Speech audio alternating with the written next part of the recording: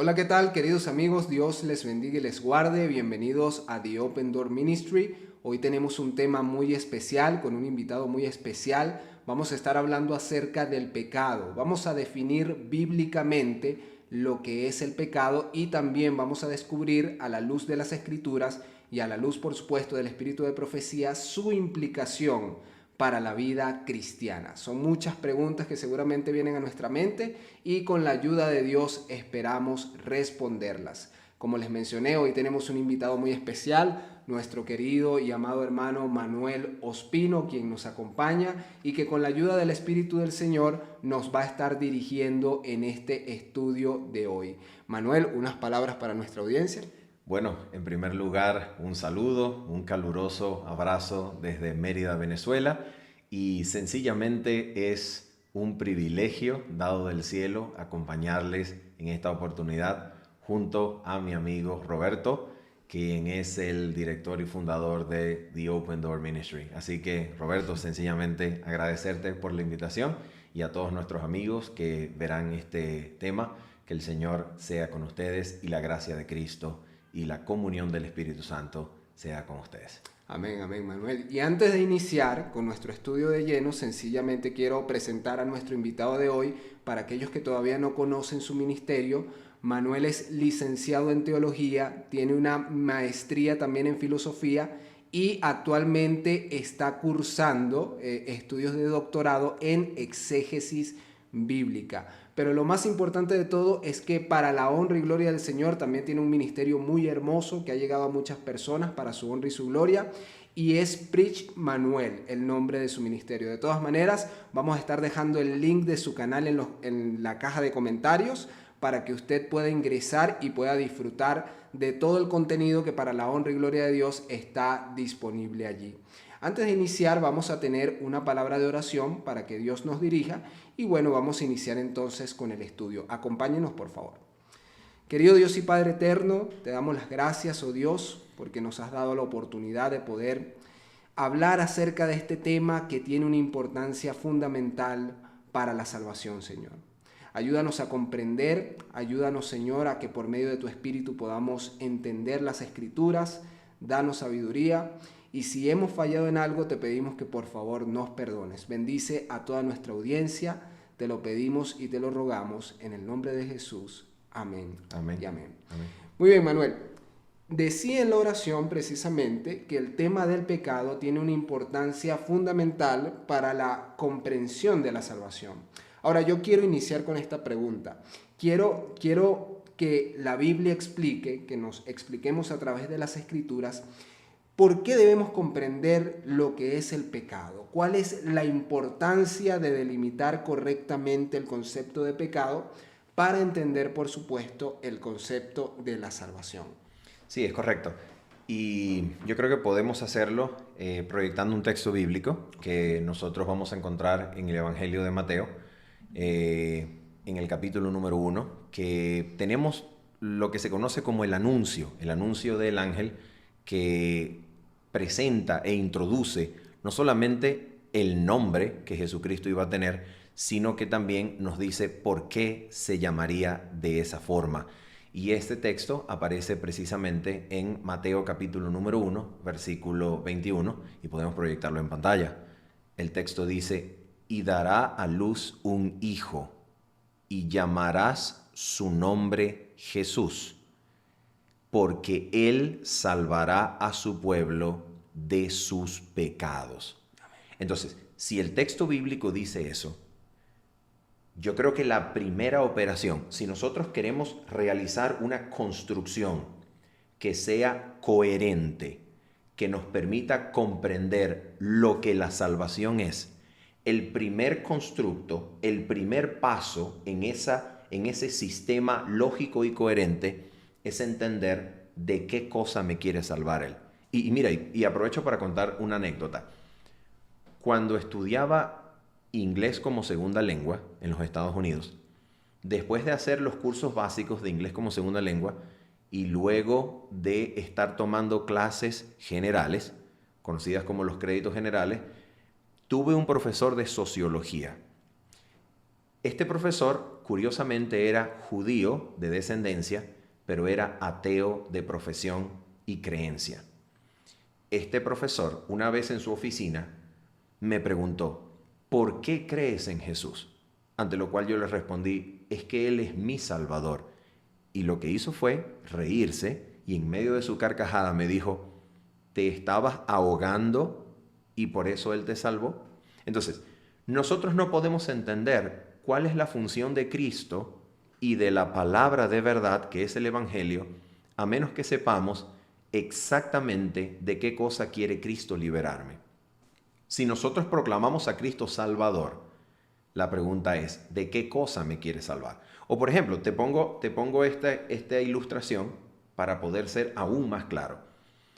Si recibes una llamada de mi parte a las 2, 3 de la mañana y lo primero que escuchas al otro lado de la bocina es que yo te digo, Roberto, me salvé. ¿Cuál es la primera pregunta que me haces? ¿De qué? ¿De qué cosa te salvaste? ¿Tuviste un accidente de tránsito? ¿Estuviste a punto de ser víctima de un asalto, de un robo? No sé, ¿cuál fue el peligro, cierto? ¿Cuál es el peligro que atravesaste por lo cual me dices, me salvé? Y eso es exactamente la manera en que nosotros necesitamos introducir el Evangelio. A ver, si el Evangelio es la palabra de salvación, si el Evangelio es la proclamación del reino que nos libra, que nos libera, porque eso es exactamente lo que significa la palabra griega sotería, salvación. Sotería es, que por cierto puede ser traducida y comprendida como salud, liberación. La pregunta es, ¿de qué cosa me libra? Correcto. ¿Cuál es el peligro o cuál es la condición o cuál es la situación humana de la cual el Salvador quiere a mí librarme? De la cual el Salvador quiere sacarme. Y eso es exactamente la razón por la cual es importantísimo comprender el concepto o definición de pecado. Porque dependiendo de cómo yo entienda lo que el pecado es, entonces el siguiente paso será construir un evangelio acorde con esa definición de pecado que previamente he concedido. Y por eso es importante comprender qué cosa es el pecado, porque es el primer constructo en el aparato teológico de la comprensión de la salvación. Es muy interesante porque todas las profesiones cristianas hablan de Jesús como el Salvador. Siempre nos referimos a Él correctamente como el Salvador. Pero es interesantísimo lo que decías porque cuando nosotros hablamos de qué nos salvó, ciertamente nosotros mencionamos del pecado, pero muchas veces vemos el pecado como un concepto muy abstracto, algo que no se puede definir puntualmente. Y aquí viene la segunda pregunta, Manuel, ¿cómo la Biblia define el pecado? Y a esto también le voy a añadir otra pregunta. Si el concepto, si es que lo hay, vamos a verlo ahora, si el concepto de pecado definido, puntual, que está en la Biblia, tiene también soporte en el espíritu de profecía que se manifestó a través de los escritos de la hermana Ellen White. Mira, es realmente valioso e importante que hayas dicho que existen definiciones oscuras, abstractas, no concretas acerca del pecado. ¿Por qué razón? Fíjate esto. Una definición confusa, obscura, no clara del pecado nos va a producir un evangelio confuso. Totalmente. Un evangelio extraño, un evangelio que no presentará con claridad ni fuerza, ni mucho menos verdad, la liberación hasta lo sumo que Cristo quiere ejercer a nuestro favor. Entonces, es muy, pero muy importante, Roberto, saber que cuando el evangelio es confuso, cuando el evangelio no presenta en tonos claros, como diría Elena de White en sus tiempos, cuando el evangelio no es un sonido certero de trompeta, correcto, sino que tiene tonos confusos, oscuros, es sencillamente una confusión acerca de lo que finalmente Cristo quiere lograr en mí y no parece un propósito seguro, entonces es realmente necesario evaluar lo que es la definición previa de pecado. Si revisamos la definición previa de pecado, nos vamos a dar cuenta que cuando el evangelio es oscuro, Es oscuro precisamente porque es la consecuencia lógica que habría de esperarse de una definición no correcta, confusa, oscura del pecado. Correcto. Precisamente es cuando tenemos una definición clara de pecado que podemos construir como segundo paso una definición bíblica de pecado. Y una definición bíblica de pecado nos lleva a una comprensión bíblica acertada, correcta sobre la salvación. Y eso es lo que la Biblia nos enseña. A ver, ¿qué es lo que nos enseña la Biblia? Y vamos a leer el texto, vamos a proyectarlo a continuación. El texto nos enseña en 1 de Juan 3:4 lo siguiente: todo aquel que comete pecado infringe también la ley, pues el pecado es infracción de la ley. Querido Roberto, esta es la única definición bíblica de pecado. Atención, no es el único lugar de la Biblia donde se dice pecado es tal cosa. Es decir, pecado, verbo copulativo y cualquier adjetivo o cualquier cosa que lo defina. ¿Ok? No es el único lugar. En la Biblia hay por lo menos 2 lugares más en el Nuevo Testamento, que es Romanos 14 y Santiago 4, donde se nos dice pecado es tal cosa. La cuestión es, Roberto, que en estas 2 instancias bíblicas, tanto Romanos 14 como Santiago 4, no se nos presenta una definición alternativa a 1 de Juan 3:4. Es dependiente. ¿Por qué es dependiente? ¿Cómo lo sabemos? Fíjate, porque Romanos 14 nos dice que todo lo que no proviene de fe es pecado. Pero en el contexto, todo lo que no proviene de fe, en el contexto es lo que no puedes sustentar ni respaldar conscientemente, aprobando lo que comes, sino dudando de tu proceder, te condenas a ti mismo. Entonces, la única forma, bíblicamente hablando, de saber si lo que estoy comiendo o aquello de lo cual estoy participando es aprobado por Dios y por tanto no lo haré dudando y no me condenaré a mí mismo, la única forma de saber si mi comportamiento, mi conducta, mi comer o cualquier cosa es aprobado por Dios es ir a la ley. La ley es la revelación de la voluntad del Señor. Por tanto, al conocer la ley, yo puedo aprobar lo que es bueno. Y Santiago capítulo número 4 nos dice exactamente eso. ¿Por qué? Porque Santiago 4 nos va a decir que todo aquel que sabe hacer lo bueno y no lo hace, le es pecado. Entonces, la pregunta es, ¿cómo sé yo lo que es el bien obrar, el bien pensar? ¿Cómo habito yo en el bien? ¿Cómo sé yo qué cosa es bueno y qué cosa es malo? Claro. La ley nuevamente es el criterio que define y determina toda mi entidad, mi ámbito, mi responsabilidad moral.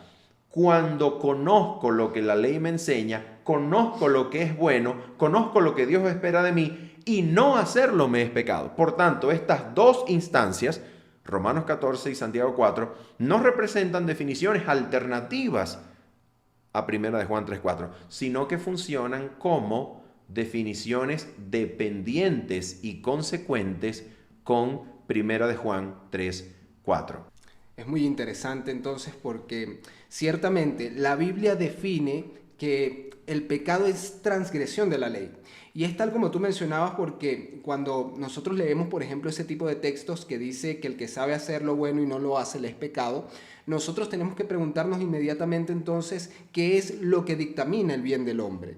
Y según las Escrituras, por supuesto, es la ley de Dios. Entonces vemos que la Biblia sí tiene una definición puntual de pecado. A pesar de que el pecado muchas veces, como mencionábamos, lo tratamos de manera abstracta, vemos que la Biblia de hecho lo define de una manera muy sencilla.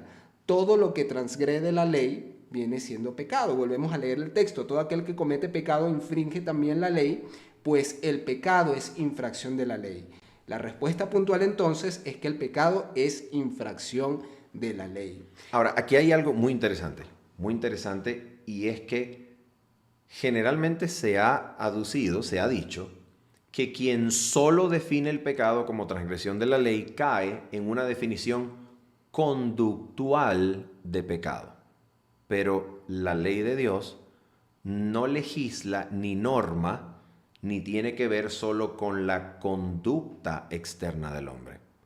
La ley legisla los motivos, los pensamientos, correcto, las intenciones y cualquier parte secreta no externa del hombre. correcto. Por tanto, al decir que esto es una definición conductual de pecado, se está pasando por alto el hecho de que la ley es de un aspecto absolutamente abarcante que llega a englobar toda entidad del hombre donde el hombre es moralmente responsable. Claro. ¿Ok?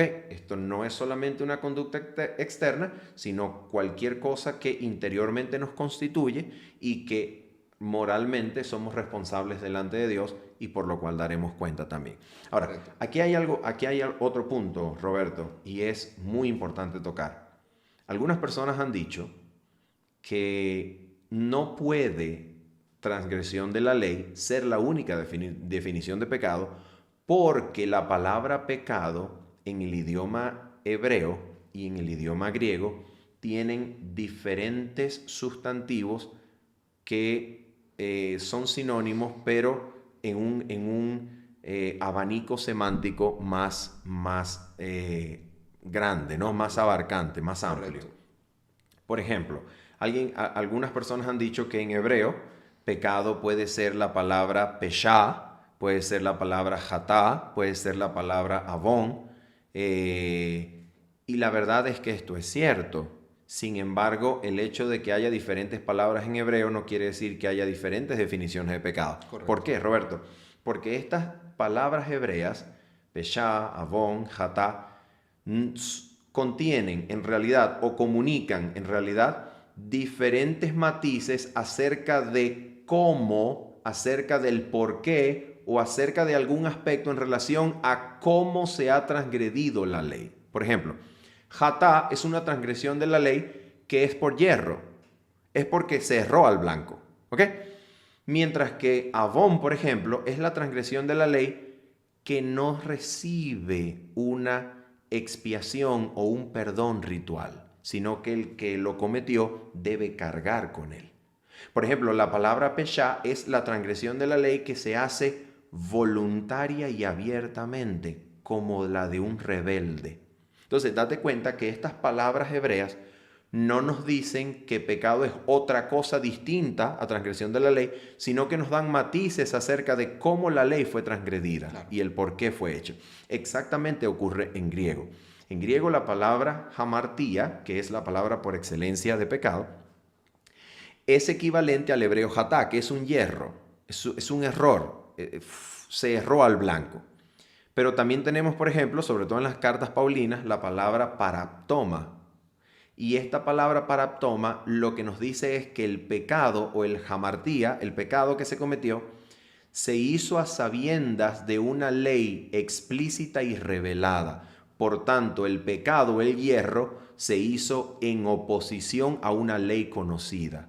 Por eso, el apóstol Pablo, sobre todo en el capítulo número 5, capítulo 5 de Romanos, introduce la palabra paraptoma como una palabra equivalente a hamartía, pero es el pecado que se ha hecho a sabiendas de la ley que lo impedía o que lo señalaba.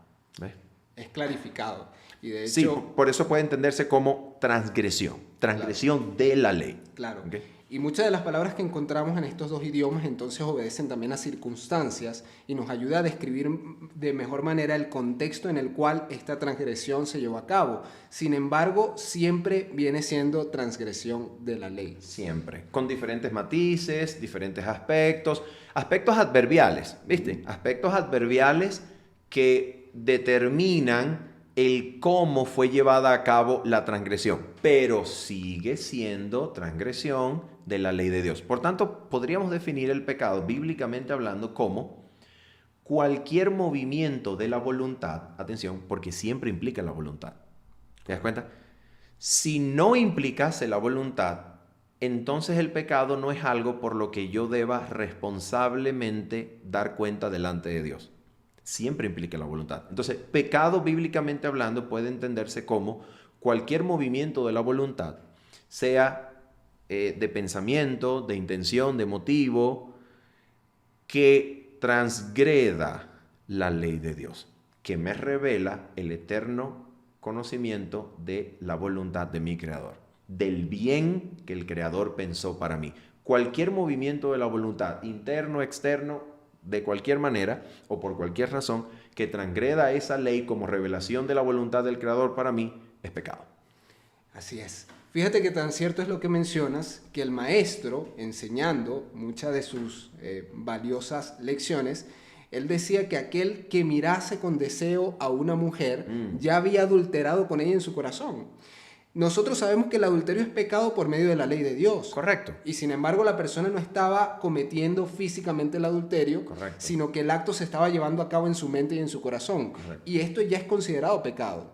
Así que cuando nosotros hablamos, ¿verdad?, de que el pecado es transgresión de la ley, nosotros debemos tomar en cuenta esto, que no solamente es un acto físico que se lleva a cabo en contra de otra persona, sino que, como decíamos, como tú mencionabas, influye en los pensamientos, influye también en los sentimientos y en lo que sale del corazón, como decía el maestro también. Así es. Y ahora que tú mencionas este punto, es realmente importante aclarar que pecado y concupiscencia o deseo pecaminoso son dos cosas distintas. Interesante. Es decir, cuando nosotros vamos a Santiago, capítulo número 1, incluso podemos proyectarlo, Claro vamos a buscarlo brevemente para que nuestros amigos lo puedan leer en pantalla. Santiago, capítulo número 1, y a partir del versículo número 13 lo vamos a encontrar. Mira esto, vamos a proyectarlo en pantalla y leemos lo siguiente, fíjate. Cuando alguno es tentado, no diga que es tentado de parte de Dios, porque Dios no puede ser tentado por el mal ni tienta a nadie. Ahora dice, sino que cada uno es tentado cuando de su propia concupiscencia, palabra griega epitumía, que viene del verbo desear, ¿ok? Experimentar deseo, no necesariamente malo, sencillamente puede ser un deseo de cualquier índole. Por ejemplo, Pablo le dice a Timoteo, deseo verte, y la palabra griega que utiliza es el verbo del cual el sustantivo epitumía es derivado. Okay. Entonces, él dice, sino que cada uno es tentado cuando de su propia concupiscencia o deseo es atraído y seducido. Ahora fíjate esto. Entonces la concupiscencia o el deseo, después que ha concebido, da a luz el pecado. Hay un proceso en el medio. Absolutamente. Y el pecado, siendo consumado, da a luz la muerte. Entonces, en pocas palabras, lo que aquí Santiago hace es extraordinario, porque compara el proceso del pecado con el proceso de la gestación de un ser humano. Correcto. Que termina dando a luz. Entonces, nota esto. El pecado concebido da a luz la muerte. Lo interesante es que para que el pecado se conciba, entonces, no necesita solamente de la concupiscencia, del mal deseo. El deseo o la concupiscencia debe concebir. Por tanto, debe unirse, así como en la concepción, que se unen dos elementos, debe unirse al deseo o a la concupiscencia, debe unirse la voluntad que cede, la voluntad que se entrega. Y cuando la voluntad cede y se entrega y se une al deseo, entonces ahí se concibe el pecado y da a luz la muerte. La muerte. ¿Ves? Es bastante interesante porque es un ejercicio literario muy bueno el que utiliza aquí el apóstol Santiago y nos ayuda a entender esa diferencia que mencionábamos entre el pecado y concupiscencia, que muchas veces se relaciona, digamos, de la misma manera. Se piensa que es lo mismo, pero vemos que bíblicamente tiene su diferencia. Ahora, y precisamente hablando de este tema, vamos a proyectar un texto porque aquí viene una pregunta interesante. Vamos a proyectar rápidamente el Evangelio según Juan, capítulo número 9. Vamos a hablar un poco acerca de la relación que existe entre el pecado y la naturaleza humana. Y lo vamos a hacer precisamente leyendo unos pasajes que ya vamos a proyectar y que nos dejan algunas preguntas interesantes. Fíjense lo que dice el verso número 1 en adelante. Al pasar Jesús, vio a un hombre ciego de nacimiento y le preguntaron sus discípulos diciendo, Rabí, ¿quién pecó, este o sus padres, para que haya nacido ciego? Fíjate que cuando nosotros leemos esto, entonces nos damos cuenta que hay una definición o hay unos conceptos de pecado ya en los tiempos de Jesús bastante peculiares. Cuando nosotros vemos esta pregunta, Manuel, que dice, ¿quién pecó, este o sus padres, para que haya nacido ciego? Inmediatamente se nos vienen otros dos conceptos a la mente. Primero, el pecado, si es verdad el argumento que dan aquí los discípulos, el pecado puede ser heredado. La culpa por el pecado puede ser heredado. ¿Por qué? Porque ellos preguntan, ¿quién pecó, este o sus padres? O sea que implícita está la declaración, la afirmación de que los padres pecaron y la culpa de ese pecado fue la ceguera de su hijo. Ahora, la segunda cuestión es la siguiente. Si no pecaron sus padres, sino que pecó él, y resulta que es un ciego de nacimiento, entonces de alguna manera este hombre encontró la manera de pecar desde que estaba en el vientre de su madre. En las etapas inconscientes de la vida. ¡Wow! Esto es muy interesante y tiene mucha tela que cortar. Manuel, ¿pudieras explicarnos, por favor, un poco más acerca de esto? ¿Qué relación tiene el pecado realmente con la naturaleza humana? ¿Estaban en lo correcto los discípulos? Fíjate, la pregunta de los discípulos, como tú muy bien lo puntualizas, tiene dos premisas ocultas. Número uno, el hombre hereda el pecado de sus padres. Pero esto la Biblia taxativamente y totalmente lo niega. La Biblia dice, por ejemplo, en pasajes como Ezequiel 18, el alma que pecare, esa morirá. Y en el contexto es que los israelitas estaban diciendo, los padres comieron las uvas amargas, las uvas agrias, y los hijos tienen la dentera. Entonces, lo que los israelitas estaban pensando es que lo que ellos estaban viviendo fue por lo que los padres habían hecho. Y esto es absolutamente negado por el profeta Ezequiel, que dice, palabra de Jehová vino a mí. Es decir, está hablando de parte de Dios. Dios entonces nos enseña en Ezequiel que los hijos no heredan el pecado de los padres, mucho menos pagar por sus culpas. Y esto es, Roberto, una imitación religiosa de presupuestos filosóficos griegos. Correcto.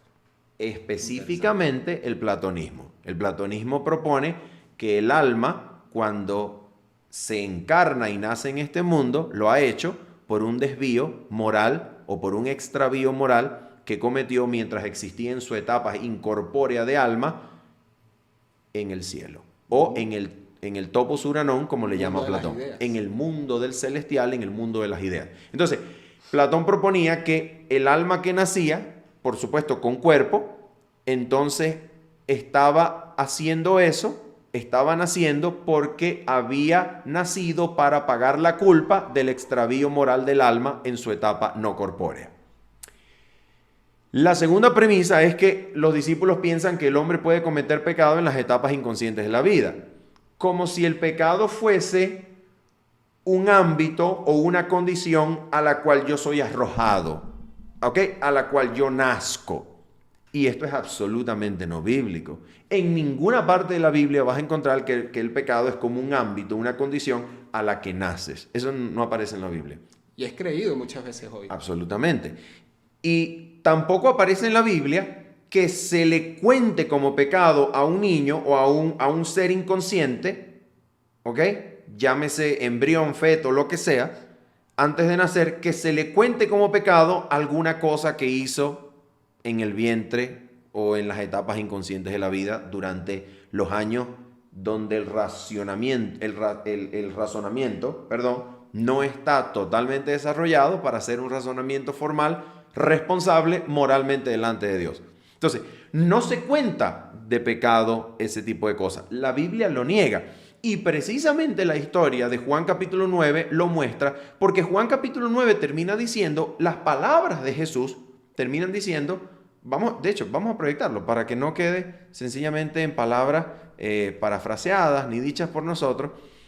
La historia de Juan 9 termina diciendo lo siguiente, fíjate esto, Jesús dice a esto acerca del ciego, fíjate lo que él dice, versículo 41, dice, Jesús le respondió, si fuerais ciegos, ahí hay un ciego real, es decir, en Juan 9 había un ciego que había nacido ciego de nacimiento y que aquí está incluso presenciando, oyendo las palabras de Jesús. Y Jesús dice, si fuerais ciegos, no tendríais pecado. Entonces, ¿Cómo podemos entender esto? Bueno, Juan 9 nos plantea la idea, la comprensión teológica de la naturaleza humana como una ceguera espiritual. En otras palabras, el ser humano es ciego de nacimiento. El ser humano nace incapaz, imposibilitado por sí mismo y de sí mismo de contemplar la revelación de Dios, de conocer al Creador por sí mismo, a menos que el Creador se les revele por medio de Cristo. De acuerdo con los primeros versículos de Juan 9, Jesús vino al mundo para ser luz del mundo mientras estuvo en el mundo. Entonces, Jesús es el enviado de Dios para dar luz al mundo.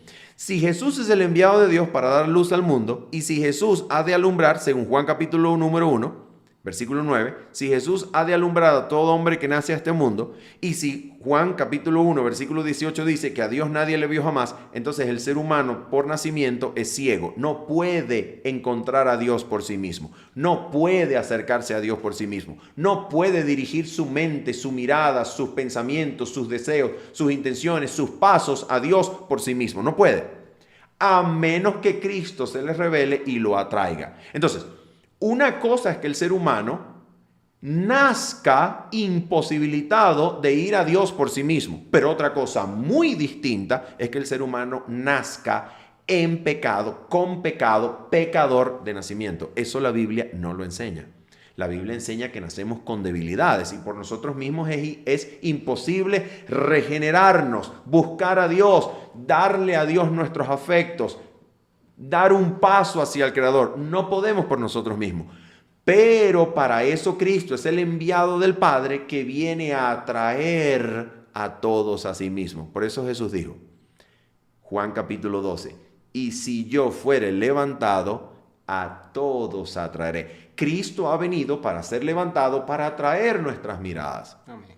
Porque nosotros mismos no podíamos verlo. Nosotros no podíamos buscarlo. Y eso es la ceguera espiritual con la que nacemos. Pero es muy diferente decir, nacemos culpables, nacemos condenados, nacemos perdidos. Eso la Biblia no lo enseña. De hecho, Juan capítulo 3, versículo 18 en adelante dice claramente en qué consiste la condenación. De acuerdo con Juan 3:19, la Biblia nos dice, y esta es la condenación, que la luz vino al mundo y los hombres amaron más las tinieblas que la luz porque sus obras eran malas. Entonces, ¿la condenación cuál es? ¿Nacer? No. La condenación es que delante de la luz que Cristo vino a mostrarnos, que Cristo vino a manifestar, que Cristo vino a alumbrar, delante de la luz, las rechazamos y preferimos las tinieblas. Esa es la condenación.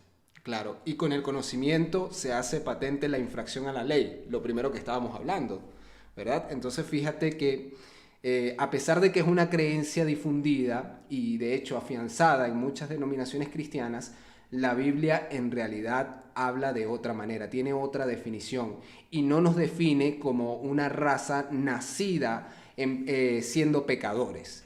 Ahora, ¿qué te parece, Manuel, si vamos a un texto que también es controversial y que seguramente muchas personas que han comenzado este estudio ya se han topado con él? Vamos al Salmo número 51, que allí hay una declaración bastante controversial y que vale la pena que le dediquemos minutos en nuestro estudio, precisamente porque es uno de los argumentos más utilizados para tratar de sustentar que el ser humano nace en pecado. Vamos a proyectar la cita del Salmo número 51 y vamos a leer el verso 5. Yo lo voy a leer y Manuel, danos por favor tu comprensión acerca de este Salmo. Fíjate lo que dice. He aquí en maldad he sido formado y en pecado me concibió mi madre. Fíjate ese paralelismo que se hace entre las dos partes del versículo. Pareciera estar afirmando cuando leemos superficialmente que bueno, como hemos sido formados en maldad, es decir, la materia prima del ser humano es la maldad y en pecado fuimos concebidos, entonces nosotros nacemos, cuando llegamos a ser alumbrados en este mundo, inmediatamente tenemos que ser catalogados como pecadores. ¿Es esto así, Manuel? Esa comprensión que tú acabas de mencionar equivaldría a decir que ontológicamente y esencialmente el ser humano es pecado. Es decir, nuestra ontología, nuestro ontos, nuestra naturaleza, nuestra esencia es pecado.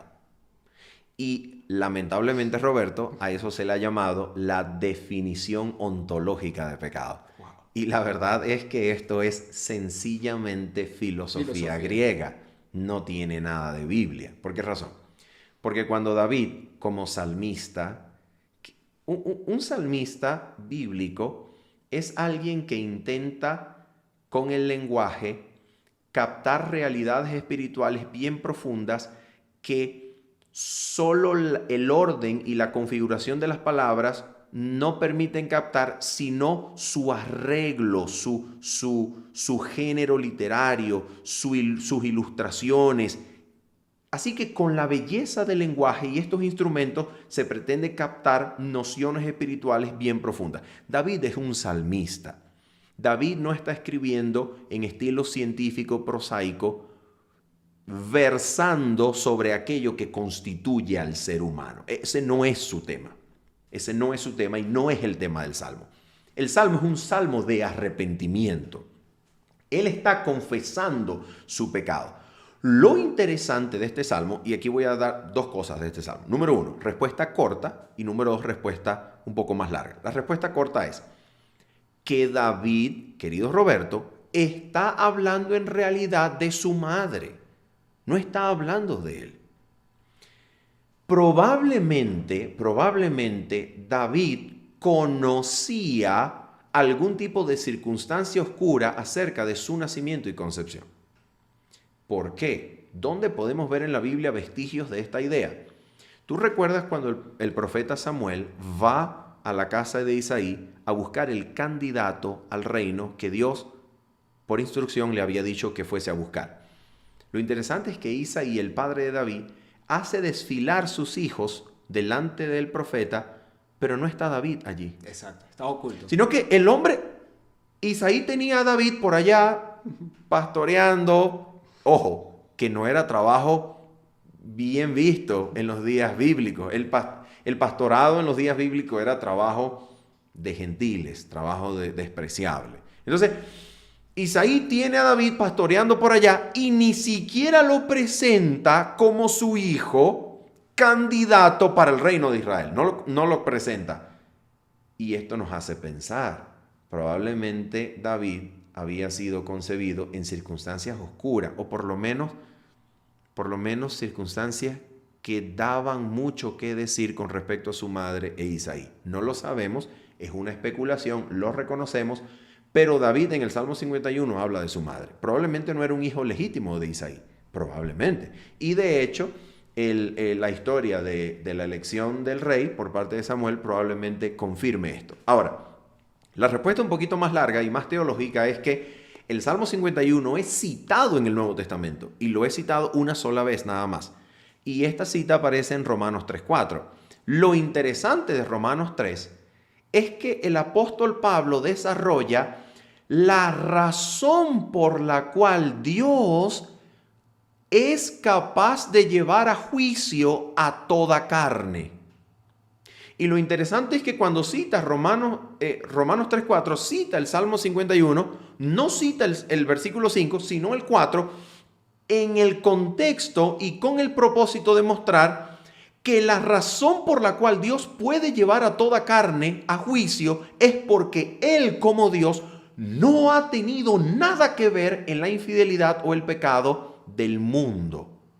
Y por eso puede juzgar. Y por eso puede condenar, porque Él, como Dios, no ha tenido nada que ver en el pecado del mundo. Ahora, en el Salmo 51, David se está arrepintiendo de haber puesto a Urías al frente de la batalla para que lo mataran. En otras palabras, David se está arrepintiendo de planificar y de programar el asesinato de Urías para salvar su reputación. Ahora fíjate, si el Salmo 51 en Romanos 3 significa que Dios ha permitido y en cierta forma ha programado la naturaleza humana para que el pecado sea algo natural, para Él exaltar su gracia, entonces las personas que piensan que el Salmo 51 nos presenta una condición ontológica de pecado, están acusando a Dios del mismo pecado del cual David se está arrepintiendo. Increíble. Porque al decir eso, están diciendo que Dios ha permitido que el ser humano nazca en una condición esencial de pecado de la cual no puede zafarse y que Dios ha permitido solo para manifestar y exaltar su gracia y su justicia en medio de esta condición. En otras palabras, Dios sería el responsable de esto, Sí.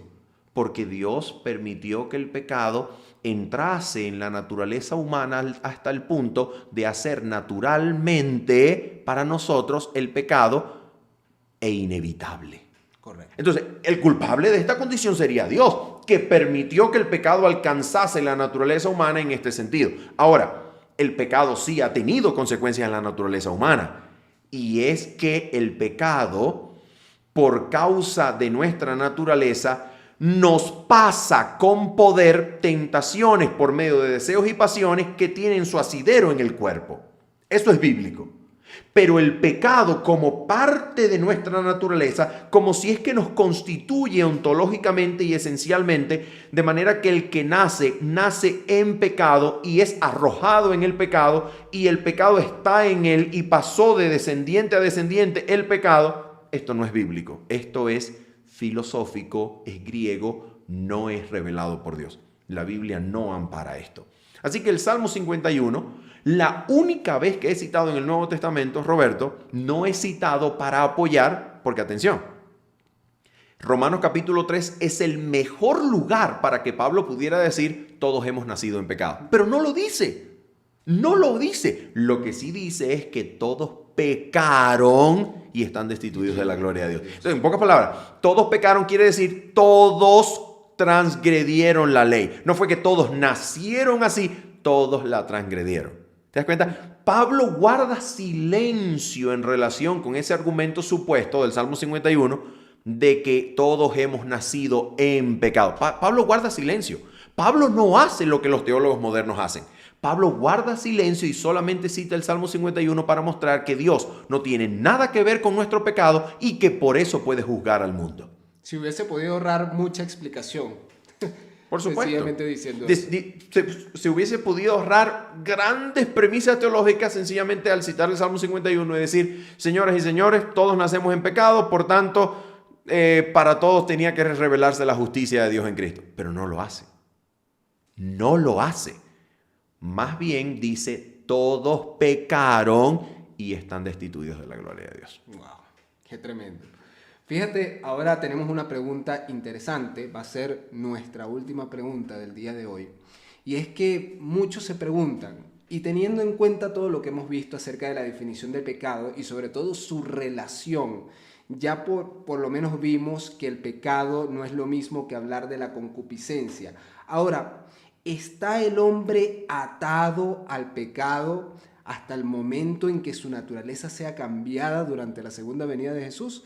Yo sé que esto es una pregunta muy amplia y que de hecho ha acarreado mucho debate al respecto, pero es importante que sepamos porque el ánimo de muchas personas, de muchos cristianos sinceros, se ve, digamos que golpeado cuando medita en esto porque dice, bueno, si yo no voy a dejar de pecar hasta que mi naturaleza sea transformada en la segunda venida de Cristo, entonces yo no voy a hacer tanto esfuerzo total. Dios sabe que yo no puedo dejar de pecar y por lo tanto me tiene que perdonar. Fíjate todas las premisas que vienen a la mente cuando nosotros meditamos un poco en esta pregunta. ¿Qué nos puedes decir al respecto, Manuel?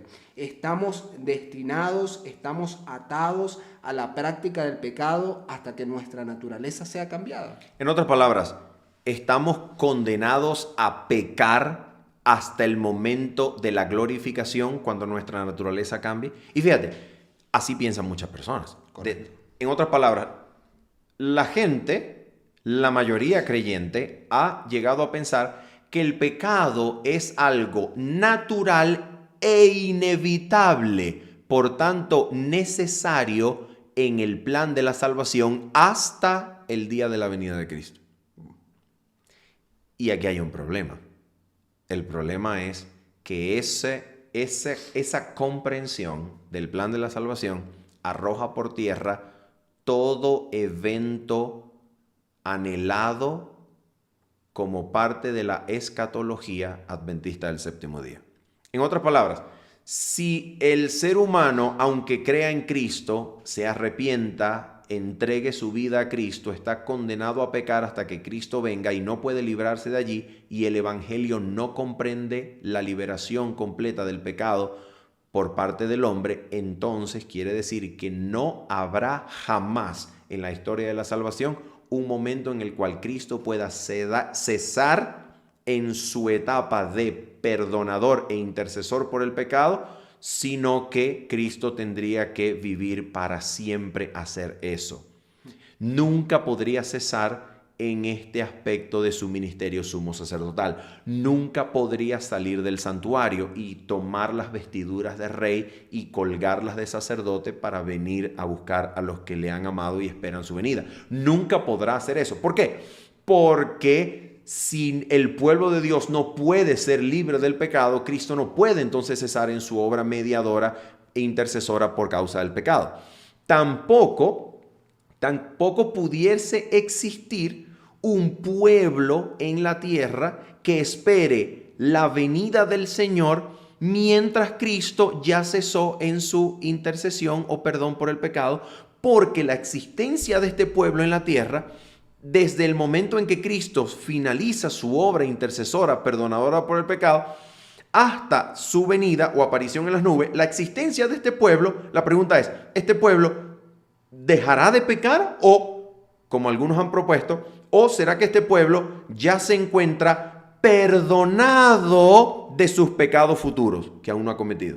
Wow, interesante. Si esto es así, entonces este es el argumento que es exactamente igual a una indulgencia católica romana. Correcto. Es decir, un perdón para pecados futuros que aún no se ha cometido, pero por los cuales ya Cristo perdonó antes de salir del santuario en su etapa intercesora, mediadora por el pecado. Entonces equivale a decir que Cristo otorga una indulgencia para que los que pequen en ese tránsito, mientras Él aparece en las nubes, ya hayan recibido perdón. Eso es una indulgencia. Eso es absolutamente inaceptable desde el punto de vista bíblico. Lo otro es, querido Roberto, es que Romanos capítulo número 8, vamos a proyectarlo, Romanos capítulo número 8, fíjate, nos dice: mas vosotros no vivís según la carne, sino según el Espíritu, si es que el Espíritu de Dios mora en vosotros. Y si alguno no tiene el Espíritu de Cristo, no es de él. Pero si Cristo está en vosotros, fíjate, el cuerpo en verdad está muerto a causa del pecado. En pocas palabras, el cuerpo sigue siendo el asidero, el lugar donde se sienten los deseos y pasiones que el pecado hace o pasa a nosotros, a través de los cuales el pecado nos seduce y nos tienta. ¿Ok? Pero ahora mira esto. Dice aquí: mas el Espíritu vive a causa de la justicia. Y ahora viene el versículo número 11, que es extraordinario. El versículo 11 dice: y si el Espíritu de aquel que levantó de los muertos a Jesús mora en vosotros, el que levantó de los muertos a Cristo Jesús vivificará, resucitará, hará vivos de nuevo también vuestros cuerpos mortales por su Espíritu que mora en vosotros. En pocas palabras, el Espíritu de Dios en nosotros puede controlar los deseos y pasiones que tienen su asidero en el cuerpo, y de esa manera puede habilitarnos para en el cuerpo experimentar victoria y no andar conforme a los deseos de la carne, sino conforme a la voluntad del Espíritu. El Espíritu y el poder del Espíritu Santo puede habilitarnos para decir no a las obras de la carne y darle muerte a las obras de la carne en nuestro carácter. Fíjate en algo interesante, y es que la promesa fundamental del nuevo pacto, ¿verdad? Que por lo menos en hebreo se le denomina el pacto eterno, es precisamente que Dios nos va a dar un nuevo corazón. Es lo que en Deuteronomio nosotros vemos también la circuncisión del corazón. Un corazón que obedezca verdaderamente por la fuerza y el poder del Espíritu Santo. Entonces, si tenemos en cuenta esta promesa, nosotros no podemos congeniar esta cláusula de la promesa con la idea de que vamos a seguir pecando, porque entonces allí habría una contradicción. ¿Cómo Dios nos da un nuevo corazón que sea capaz de obedecer, pero que va a fallar en algunas ocasiones. Sí, imposible que alcance la fidelidad total porque todavía tiene el pecado adentro. Esto es un argumento que sencillamente no es bíblico. ¿Por qué? Correcto. Porque el Nuevo Testamento nos informa claramente y en varios lugares que nosotros que hemos creído en Cristo y hemos recibido el Espíritu Santo, atención, somos participantes del poder de la resurrección. ¿Para qué? Para que antes de la resurrección y no después haya transformación integral y completa del carácter. Porque la resurrección no transforma el carácter. Entonces, para que haya una transformación completa e integral del carácter, ahora, antes de la resurrección, Dios nos ha dado el poder de la resurrección. Y no solamente aparece allí en Romanos 8:11, sino en varios lugares como Efesios 1, versículos 19 y 20. No es cualquier cosa lo que estás diciendo, es decir, el poder que efectuó que Cristo resucitara de los muertos está disponible para nosotros hoy, para que podamos resucitar a una nueva vida en Cristo, de modo que cuando seamos glorificados podamos haber participado ya de ese gran poder en nuestra vida. Eso que acabas de decir podría ser uno de los mejores resúmenes teológicos de Romanos 6. Increíble. Romanos 6 nos dice exactamente eso. Cuando yo creo en Cristo Jesús y soy bautizado y participo así de su muerte, participo de su muerte en la cruz para participar también del poder de Dios que le resucitó de los muertos a una nueva vida. Para que el pecado ya no se enseñoree, sino la gracia de Cristo y el poder de su Espíritu domine en mi vida. Increíble, increíble. Gloria a Dios porque esto seguramente nos da muchísimo soporte espiritual, nos da mucho aliento de saber que no con nuestra fuerza, no con ejército ni con espada, sino con el poder del Espíritu de Dios, el ser humano puede salir vencedor, puede crecer de gloria en gloria, como dice la palabra del Señor, hasta alcanzar la estatura de un varón perfecto, tal como dice la Escritura también. Estoy seguro que este tema trae muchas más preguntas, es que es un tema muy amplio y sobre todo que trae tiene mucha tela que cortar. Sin embargo, nosotros hemos llegado al final de este video. Yo quiero decirles a toda la audiencia que si tiene más preguntas al respecto y que si quisiera que nosotros hiciéramos un segundo video hablando de otros temas acerca del pecado, de la salvación, la puede dejar en la caja de comentarios y nosotros por supuesto lo tomaremos en cuenta. Pero ahora, Manuel, quisiera que con unas palabras finales, algunas conclusiones, pudieras ayudar a nuestra audiencia a alentarse en el Señor para no creer que está condenado a ser dominado por el pecado, sino que en Cristo tenemos victoria. Existe una cita en El Deseado de todas las gentes, cuando la mensajera del Señor comenta sobre el Sermón del Monte, y ella dice que el plan de la salvación contempla nuestra completa liberación del poder del pecado y de la maldad. Wow. Así que ser libre del pecado es una promesa que Dios le ha hecho a usted y a mí. Podemos creer en esa promesa, aferrarnos a ella y ver a Dios obrar con poder y gloria para cumplirla en nosotros. O podemos no creerla, rechazarla y decir, no, lo que pasa es que nosotros tenemos ontológicamente y comenzar a dar vueltas teológicas, todo como una sencilla forma de mostrar incredulidad ante la promesa de Dios. Dios ha prometido librarnos en Cristo. Dios ha prometido que aquel en quien su simiente permanece, no peca. Lo ha prometido. Primera de Juan capítulo 3 lo dice. Dios lo ha prometido. Esa es su promesa. Podemos creerle y ver a Dios obrar en nosotros, aferrarnos a esa esperanza, aguardar en el Señor que Él haga tanto el querer como el hacer en nosotros por su buena voluntad y ver cómo obra y ver cómo cumple su promesa, o podemos no creerla y sencillamente argumentar a nuestro favor diferentes posturas teológicas, sencillamente que son una muestra, a mi entender, de incredulidad. Yo anhelo que su experiencia, mi hermano y amigo, y la nuestra, sea una experiencia de fe, que le creamos a Dios, no a nuestros presupuestos teológicos ni a nuestra experiencia pasada o presente, sino a la palabra del Creador, que es la única autoridad que ha de regir el universo por los siglos de los siglos. Muchas gracias, Manuel. ¿Qué te parece si nos ayudas a despedir con una oración? Vamos a orar con mucho gusto. Nuestro Padre bendito y santo, en el nombre preciosísimo de Jesús, anhelamos experimentar tus promesas en nosotros, Señor. Anhelamos vivir sostenidos por el poder de tu palabra, Padre. Que nuestra experiencia pasada o presente o diferentes posturas teológicas no dirijan nuestro pensar con respecto a tus promesas, sino la fe en tu palabra, Señor, porque tú lo has dicho, porque tú lo has prometido, y aferrados a esa bendita palabra recibimos de tu parte vida, poder, para que esa promesa se cumpla, Señor. Permítenos vivirla, permítenos experimentarla y crecer de gloria en gloria a la imagen de Cristo. Te lo pedimos, Padre Santo, en el nombre precioso y santo de Jesús. Amén y amén. Muchas gracias, Manuel. Ha sido un placer tenerte acá como siempre y estamos seguros que por la gracia del Señor no va a ser la última vez. Seguiremos trabajando con la ayuda del Señor, seguiremos desarrollando temas, y a todos ustedes, queridos amigos, solamente quiero recordarles que, pueden suscribirse si les ha gustado este contenido a nuestro canal, puede compartirlo para que por la gracia de Dios pueda llegar a más personas. Recuerden, queridos amigos, que Jesús está a la puerta y te llama. Será hasta una próxima oportunidad.